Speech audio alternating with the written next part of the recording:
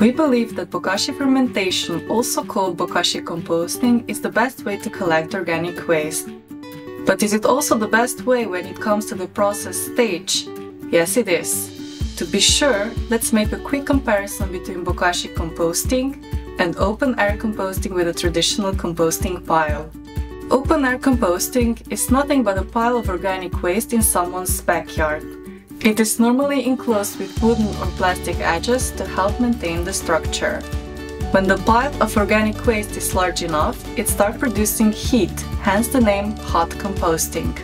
However, keep in mind that heat is a natural companion of several decomposing processes. Obviously, open-air composting possesses a great risk of wildlife visits. Moreover, it also results in great amounts of greenhouse gas emissions. You can see that this composting method has some drawbacks. What if we tell you that there is a way to reduce mentioned risks and inconveniences? Well, there is. And not only does it offer speed and eliminate greenhouse gas emissions, but it is also very clean and can be used inside every kitchen. You've guessed it, we are talking about Bokashi composting. One of the key aspects of Bokashi compostings are beneficial microorganisms.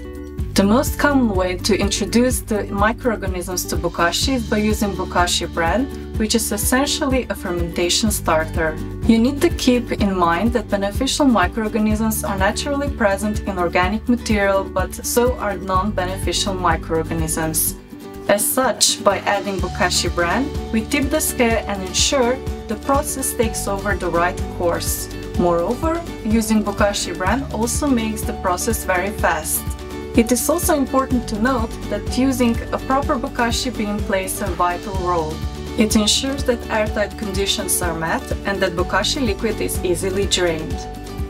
Let's now do a quick overview of all Bokashi composting steps. It all starts with a proper daily organic waste collecting bin, as covered in the collect stage of this academy. At the end of the day, you empty the daily bin into a Bokashi composter and sprinkle a sufficient amount of Bokashi bran on the top. Once the Bokashi composter is closed, the process begins. It usually takes a few days for the Bokashi liquid to start being produced. The diluted Bokashi liquid can be used for watering plants or cleaning drains. As the process is underway, you continue to add organic waste into the composter, Bokashi bran, and drain Bokashi liquid. When the Bokashi composter is full, you can leave it about 14 days for the fermentation process to run its course. Then, the Bokashi cake, also known as the fermented mass, is ready, and it can be dug in the soil to decompose into compost or added to the traditional composting pile. To make the process even more efficient, it helps to have two Bokashi composting bins that are used interchangeably. While filling up one, the other is finishing the fermentation process uninterruptedly without being opened.